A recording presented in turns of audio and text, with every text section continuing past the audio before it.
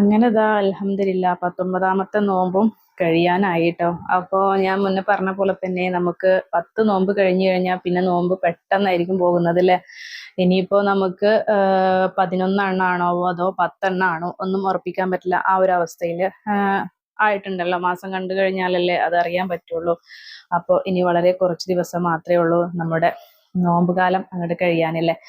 അപ്പോൾ ഇന്ന് എന്തായാലും നോമ്പ് തുറയ്ക്ക് സ്പെഷ്യൽ ചിക്കൻ വാങ്ങിച്ചിട്ടുണ്ടായിരുന്നു കേട്ടോ. അപ്പോൾ പിന്നെ അതിൻ്റെ കൂടെ മാവും വാങ്ങിച്ചിട്ടുണ്ടായിരുന്നു. അപ്പോൾ എന്തായാലും ദോശയും ചിക്കൻ കറിയും ആക്കാമെന്ന് വിചാരിച്ചു. അപ്പോൾ കറി ഏകദേശം ഉള്ളിയൊക്കെ വഴറ്റാൻ ഇട്ട് കഴിഞ്ഞാൽ പിന്നെ വെറുതെ ഇരിക്കുന്ന സ്വഭാവമൊന്നുമില്ല കേട്ടോ. അതിനിടയിൽ എന്തെങ്കിലും ഇതുപോലെ ചെറിയ ഡ്രസ്സുകൾ മടക്കാൻ അങ്ങനെയൊക്കെ ഉണ്ടാവും. പിന്നെ അത് ആ ചിക്കൻ ഫ്രൈ ചെയ്യാമെന്ന് വിചാരിക്കുന്നുണ്ട് കേട്ടോ. അപ്പോൾ ഷാനപ്പം എന്തായാലും നോമ്പ് എടുക്കുന്നില്ല. അപ്പോൾ അതിൽ നിന്ന് കുറച്ച് മാറ്റിയിട്ട് അവൾക്ക് നാളെ സ്കൂളിലേക്കും കൊണ്ടുപോകാനും പിന്നെ നമുക്ക് നൈറ്റ് കുറച്ചെടുത്ത് ഫ്രൈ ചെയ്യാനും വേണ്ടിയിട്ടാണ് കേട്ടോ.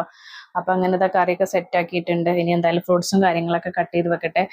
അപ്പം ഒരാളാണെങ്കിലും കുറച്ചധികം തന്നെ കട്ട് ചെയ്ത് വെക്കുന്നത് അവരും ഇരിക്കുമല്ലോ നമ്മുടെ നോമ്പുതുറ സമയത്ത്. പിന്നെ അപ്പം ഞാനും അത്താഴത്തിന് ചോറൊന്നും കഴിക്കില്ല. അതുപോലെ ഫ്രൂട്ട്സും വെള്ളം അതേപോലെ ഒരു ഗ്ലാസ് ചായയും കുടിച്ചിട്ടാണ് കേട്ടോ അത്താഴം എടുക്കുക.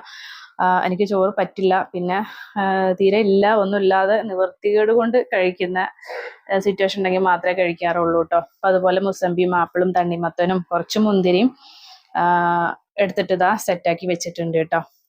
എന്തായാലും തരിക്കഞ്ഞി ഉണ്ടാക്കാമെന്ന് വിചാരിക്കുന്നുണ്ട്. അപ്പോൾ കുറേ ദിവസമായി. അപ്പോൾ തരി കാച്ചുന്ന വീഡിയോ ഞാൻ മുന്നത്തെ വീഡിയോസിലൊക്കെ കാണിച്ചിട്ടുണ്ട്. വളരെ സിമ്പിളാണ് ഞാൻ ചെയ്യുന്ന മെത്തേഡ് കേട്ടോ. പിന്നെ ഒരു ഗ്ലാസ് പാലും പിന്നെ കുറച്ച് വെള്ളം, അധികം പാലിനേക്കാൾ അധികം വെള്ളം തന്നെയാണ് കേട്ടോ. പിന്നെ അതാ അതുപോലെ അണ്ടിപ്പരിപ്പൊക്കെ അതിന് പീസാക്കി എടുത്തിട്ടുണ്ട്. പിന്നെ ഞാൻ കുറച്ച് സേമിയ ഇടും കേട്ടോ. അത് എല്ലാ തവണ ഉണ്ടാക്കുമ്പോഴും ഞാൻ ഇടും. തരിക്കഞ്ഞിയിൽ അങ്ങനെ ഇടുന്നതായിട്ട് കണ്ടിട്ടില്ല.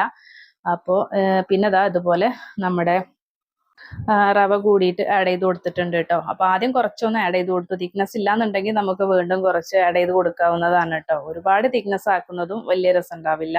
കുറച്ച് ലൂസ് പരുവത്തിലാക്കുന്നതാണ് എനിക്കിഷ്ടം കേട്ടോ.